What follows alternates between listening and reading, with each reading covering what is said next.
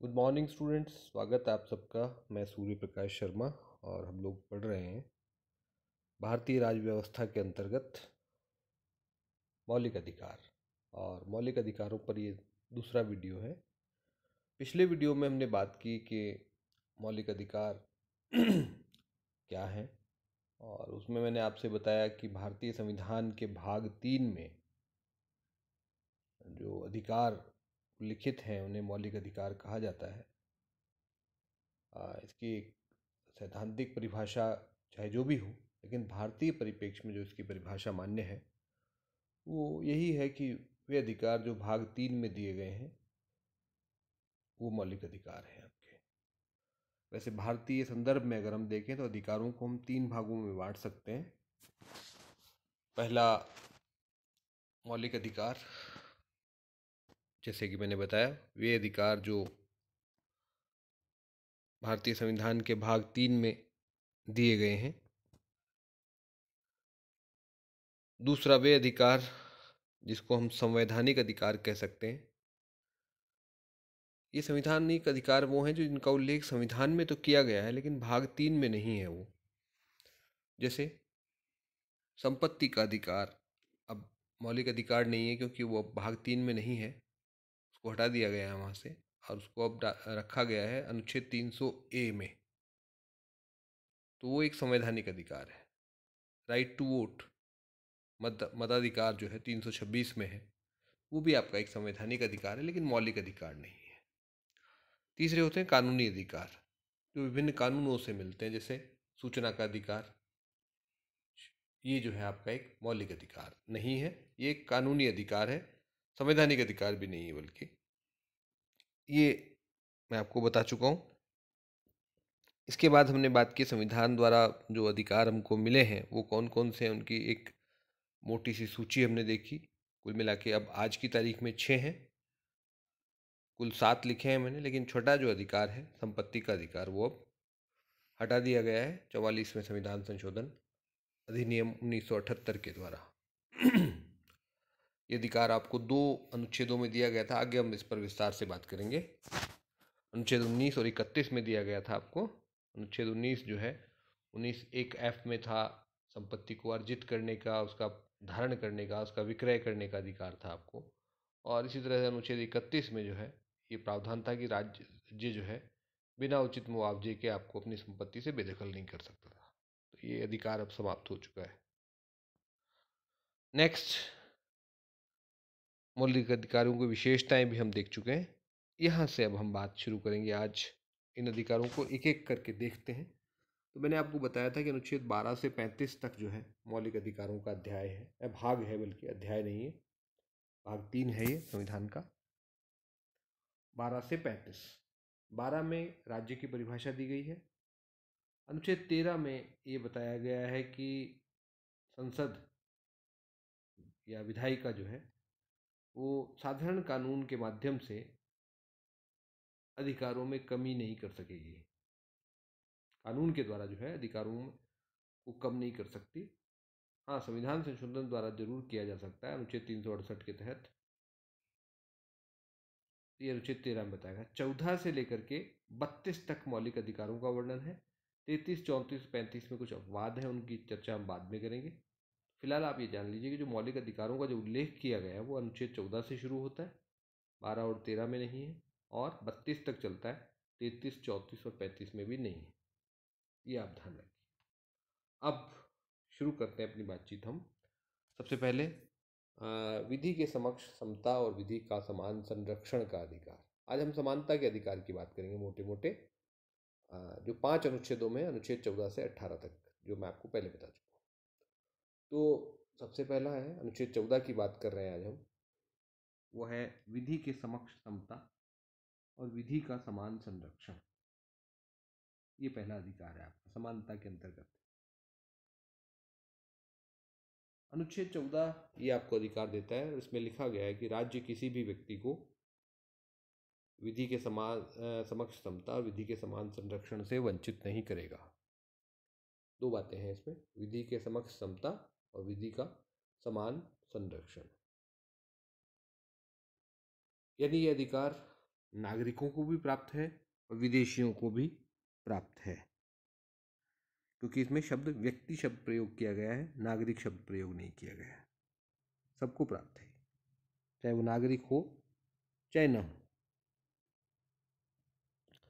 ये जो दो शब्द हैं अलग अलग, कानून के समक्ष समता और कानून का समान संरक्षण, ये क्रमशः ब्रिटिश और अमेरिकी शब्दावली है।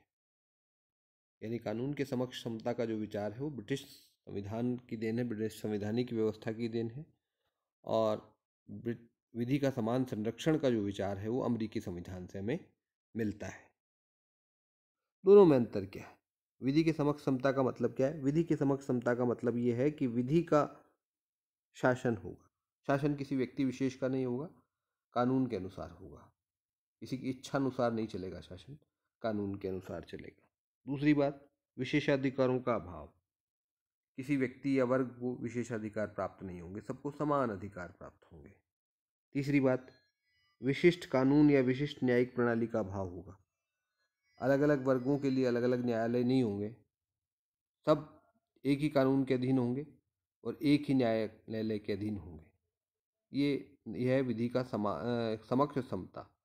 यानी कहने का मतलब यह है कि राज्य अलग अलग वर्गों के लिए अलग अलग कानून नहीं बनाएगा, सबके लिए समान कानून होंगे। विधि का समान संरक्षण का मतलब यह है कि समान परिस्थितियों में समान व्यवहार किया जाएगा।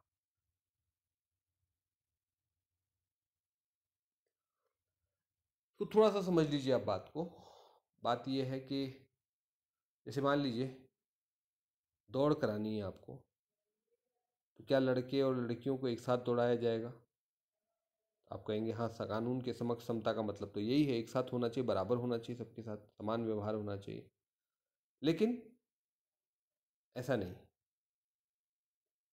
विधि के समक्ष समता या विधि के समान संरक्षण की बात यह है कि भाई समान लोगों के साथ समान व्यवहार होना चाहिए, असमान लोगों के साथ समान व्यवहार नहीं हो सकता।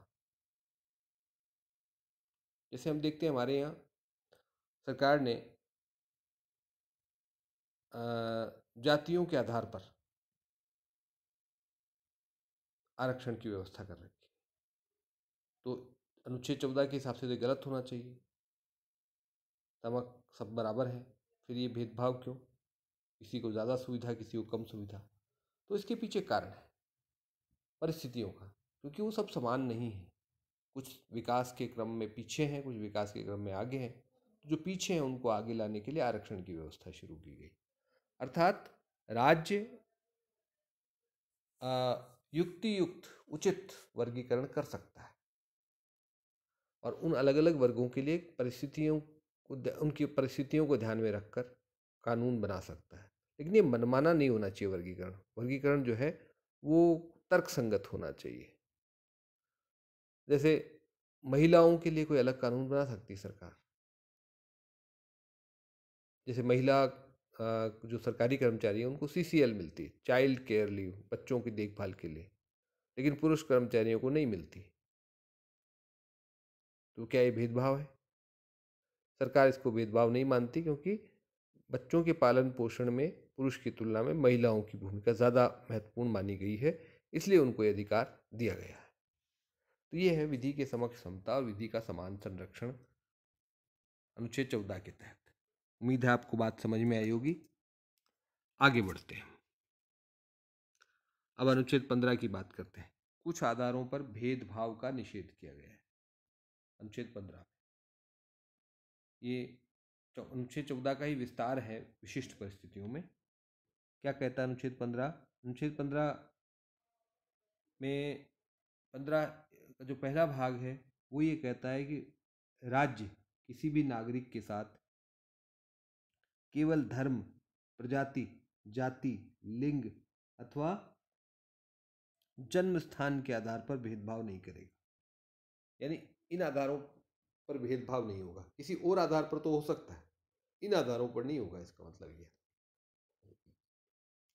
ये 5 आधार दिए, इनको याद रखिएगा। कौन कौन से?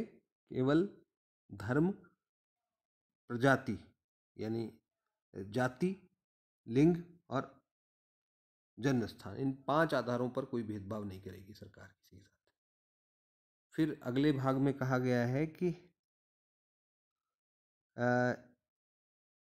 किसी भी नागरिक को सार्वजनिक स्थानों पर जाने अथवा उनके उपयोग से प्रतिबंधित नहीं किया जा सकता। सरकार द्वारा बनाया गया हो चाहे किसी निजी क्षेत्र द्वारा बनाया गया हो। जैसे मॉल हैं, मॉल तो सरकारी नहीं है लेकिन वहाँ पर किसी के साथ कोई भेदभाव नहीं हो सकता। ये इन्हीं आधारों पर जो ऊपर लिखे हैं ना, इन आधारों पर कोई भेदभाव नहीं किया जा सकता। सरकारी कुएं सरकारी क्या, सरकारी स्थलों पर तो कोई भेदभाव होगा ही नहीं, लेकिन निजी स्थान हैं जो वो भी, अगर वो सबके उपयोग के लिए हैं, जैसे कोई दुकान है, कोई रेस्टोरेंट है, तो वहाँ भेदभाव नहीं हो सकता। भाई तुम फला जाति को तुमको खाना नहीं खिलाएंगे, तुम यहाँ अंदर नहीं आ सकते, ऐसा नहीं कर सकते। एक तरह से ये भेदभाव का अंत करता है। और ये जो दूसरा भाग है ये सरकार के अलावा आम आदमी पर भी लागू है। कोई व्यक्ति मना नहीं कर सकता। आपका निजी कुआं है, उसमें पानी मत भरने दो, कोई दिक्कत नहीं है। लेकिन अगर मोहल्ले में हैंडपंप लगा तो उससे उसका उपयोग करने से किसी को नहीं रोका जा सकता। तो ये मैंने बता ही दिया कि अनुच्छेद 15(1) जो है केवल सरकार पर लगता है, और अनुच्छेद 15 जो जो 2 जो है वो सरकार के अलावा निजी व्यक्ति अथवा संस्थाओं दोनों पर लागू होता है। आगे हम बढ़ते हैं। अनुच्छेद 15 के कुछ अपवाद भी हैं। कुछ परिस्थितियों में सरकार भेदभाव कर सकती है। कौन कौन से हैं? पहला, महिलाओं और बच्चों के लिए कोई कानून बनाई जा सकती है सरकार तरफ से, क्योंकि महिलाओं और बच्चों की स्थिति अलग है होती है, उनको विशेष संरक्षण की आवश्यकता होती है, इसलिए उनके लिए कानून बना सकती है। इसी तरह से सामाजिक और शैक्षणिक रूप से पिछड़े हुए वर्गों के लिए, और SC ST भी शामिल हैं इसमें, अनुसूचित जाति और जनजाति, उनके लिए विशेष कानून बनाया जा सकता है। और अभी हाल ही में जोड़ा गया था 103वें संविधान संशोधन से, वो है आर्थिक रूप से पिछड़े वर्गों के लिए भी अलग से कानून या कुछ विशिष्ट प्रावधान सरकार कर सकती है। ये बताया गया अनुच्छेद 15। अनुच्छेद 16, आगे बढ़ते हैं हम। अनुच्छेद 16 राजकीय सेवा में नियुक्ति में भेदभाव का अभाव या समानता का अधिकार।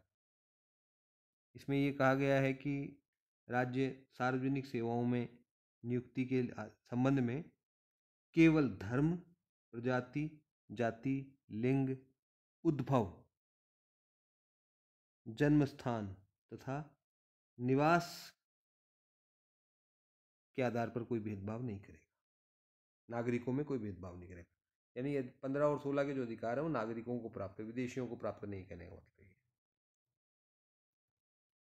सरकारी नौकरियों में कोई भेदभाव नहीं होगा। लेकिन इसके कुछ अपवाद हैं। पहला, धार्मिक संस्थाओं में नियुक्ति के लिए धर्म विशेष की योग्यता निर्धारित की जा सकती है। जैसे मान लीजिए कोई अल्पसंख्यक बोर्ड बनाया तो उसमें अल्पसंख्यक वर्ग के व्यक्ति को ही नियुक्त किया जाएगा। दूसरा, सामाजिक तथा शैक्षणिक रूप से पिछड़े वर्गों के लिए आरक्षण की व्यवस्था है ही, आपको पता है। और ऐसे ही आर्थिक रूप से पिछड़े वर्गों के लिए आरक्षण की व्यवस्था है। ये भेदभाव सरकार इस प्रकार का कर सकती है। नेक्स्ट, आगे बढ़ते हैं। अस्पृश्यता का अंत, अनुच्छेद 17 की बात करते हैं। अनुच्छेद 17 में जो है अस्पृश्यता का अंत किया गया है और उसे दंडनीय अपराध घोषित किया गया है। इसके लिए जो है संसद ने अस्पृश्यता अपराध अधिनियम 1955 पहले पारित किया गया था, जिसमें अस्पृश्यता को दंडनीय घोषित किया गया। और फिर बाद में इस कानून को 1976 में इसका नाम बदल दिया गया। इसका नाम रख दिया गया नागरिक अधिकार संरक्षण अधिनियम, नाम दे दिया गया है इसको। और ये अधिकार नागरिकों के विरुद्ध भी प्राप्त है, ये आपको ध्यान रखना है। यानी अस्पृश्यता केवल सरकार नहीं बल्कि नागरिक भी नहीं आचरण नहीं कर सकते। ये दंडनीय अपराध है। अस्पृश्यता का आचरण करना, उसका प्रचार करना या उसको जायज़ ठहराना, ये सब दंडनीय है। और समानता के अधिकार में आखिरी है वो है उपाधियों का निषेध। अनुच्छेद 18 में आ जाते हैं हम। अनुच्छेद 18 क्या कहता है? 3-4 बातें हैं इसमें। पहला, कि राज्य किसी नागरिक अथवा विदेशी को सेना अथवा शिक्षा संबंधी उपाधि के अतिरिक्त अन्य कोई उपाधि नहीं देगा। पहले बहुत सारी उपाधियां दी जाती थी अंग्रेज सरकार के, जैसे राय बहादुर वगैरह इस प्रकार की उपाधियां थी, सर की उपाधि दी जाती थी, वो सब बंद कर दिए। इस तरह की कोई उपाधि नहीं जाएगी, केवल सेना संबंधी, जैसे कर्नल होते हैं सेना में, ब्रिगेडियर होते हैं, लेफ्टिनेंट, उस तरह की वो उपाधियां हैं, और शिक्षा संबंधी उपाधियां हैं, और कोई उपाधि नहीं दी जा सकती। दूसरी बात, कोई नागरिक विदेशों से भी उपाधि ग्रहण नहीं कर सकेगा सरकार की अनुमति के बिना। तीसरी बात, कोई विदेशी व्यक्ति जो लाभ के पद पर रहते हुए जो है विदेशों से कोई उपाधि ग्रहण नहीं कर सकता है। और चौथी बात इसमें ये कही गई है कि लाभ के पद पर रहते हुए नागरिक अथवा विदेशी दूसरे देशों से कोई उपाधि ग्रहण नहीं कर सके, उपाधि या सम्मान या पुरस्कार वगैरह ग्रहण नहीं कर सकता सरकार की अनुमति के बगैर। तो ये कुल मिलाकर के समानता के अधिकार के अंतर्गत ये 5 अनुच्छेद 14 से 18 तक आते हैं। ये मैंने आज आपको क्लियर किया, उम्मीद है आप इसको समझ गए होंगे। अगले वीडियो में हम बात करेंगे स्वतंत्रता के अधिकार की, अनुच्छेद 19 से 22 तक। धन्यवाद।